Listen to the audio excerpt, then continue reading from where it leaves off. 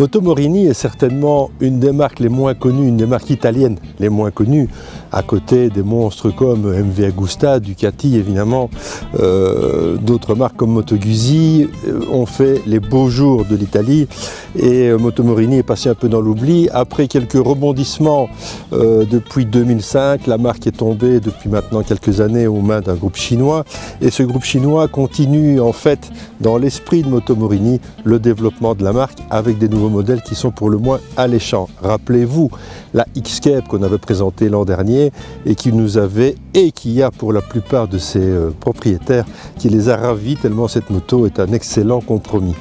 Alors ici on est sur la 6,5. Je ne vais pas faire l'injure de prononcer en italien. On est sur la 6,5 SCR, c'est-à-dire la version un peu scrambler. Avouez quand même comme moi que cette moto a vraiment une sacrée gueule. Moi personnellement j'adore, c'est le genre de petite bécane plaisir. On a beau la regarder sur toutes les coutures, c'est bien foutu. Il faut dire qu'on est passé à un niveau 2.0 je crois à mon avis sur les machines qui proviennent de Chine en tout cas. On est sur une base du même bicylindre vertical que la X-Cape, c'est-à-dire un 649 cm3, en tout point similaire au bicylindre de chez Kawasaki, moteur qui prend évidemment bien ses tours, on connaît la réputation des moteurs de la marque, et c'est une moto très amusante. On est avec un grand guidon, on est sur une assise basse qui conviendra au plus grand nombre à partir d'1,65 m, on a vraiment les pieds par terre, et j'adore le compromis de cette moto parce qu'on est sur quelque chose qui est beau, vintage mais pas trop, il y a une touche de moderne, on est avec un écran TFT, on a de l'éclairage LED, mais avouez comme moi qu'avec ces jantes à rayons, cette peinture verte un peu mate, cette selle brune, moi je la trouve vraiment magnifique. Alors au guidon, qu'est-ce qu'on ressent avec cette moto? Eh bien en fait j'ai l'impression qu'on a gagné, en tout cas on a effacé certaines vibrations qui étaient présentes sur par exemple le R6N, mais ça commence à dater évidemment tout ça, ce n'est plus le cas sur les modèles Kawasaki aujourd'hui.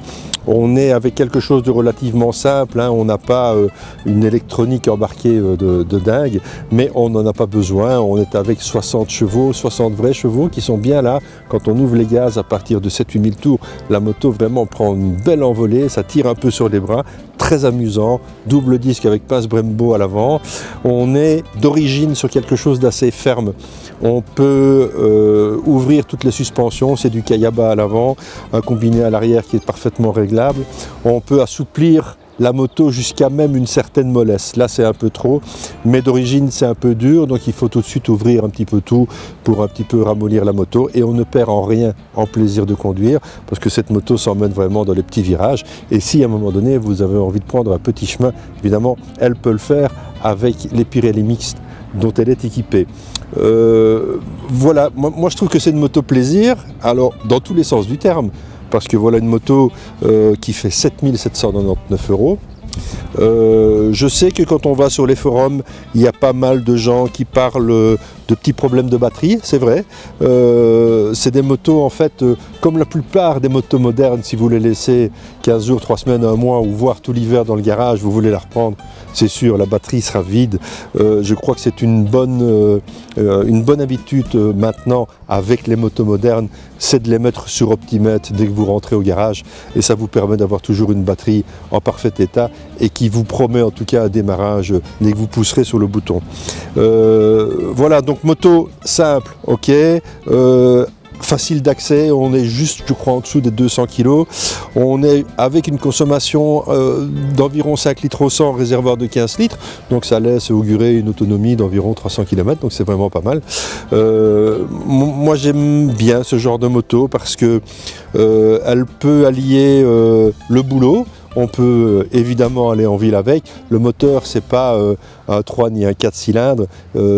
Si on est vraiment sous régime, il va un peu cogner, mais il va tout à fait s'en sortir en ville. On pourrait peut-être juste lui reprocher pour la ville un rayon de braquage un tout petit peu faible.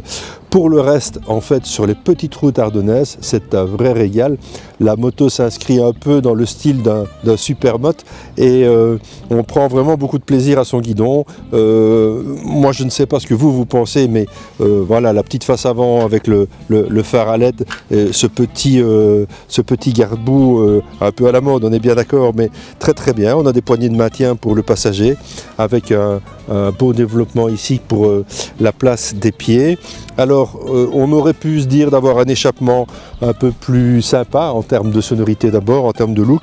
Finalement il passe totalement inaperçu puisqu'il est ici avec toute la partie qui permet l'homologation Euro 5 qui est vraiment cachée sous le moteur. Donc bien foutu dans tous les sens du terme. On peut regarder la visserie, on peut regarder l'assemblage, on peut regarder le passage de câbles. Il n'y a pas grand chose à dire. Les points négatifs, je vous les ai énumérés. Il n'y en a pas beaucoup. Rapport prix-plaisir, 7 799 €. Que dire de plus pour un 6,5 qui remplit parfaitement sa mission dans pratiquement tous les domaines. Maintenant, si on est adepte du voyage au long cours, il faut penser à certaines autres choses.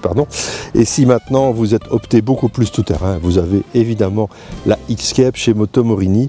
Donc voilà, une belle promesse et une promesse tenue en tout cas, avec une marque qui continue en fait de s'étoffer et de nous ravir, parce que moi je suis très content de pouvoir faire des essais et de vous dire qu'une moto à 7 799 € avec une finition comme ça, c'est vraiment bien.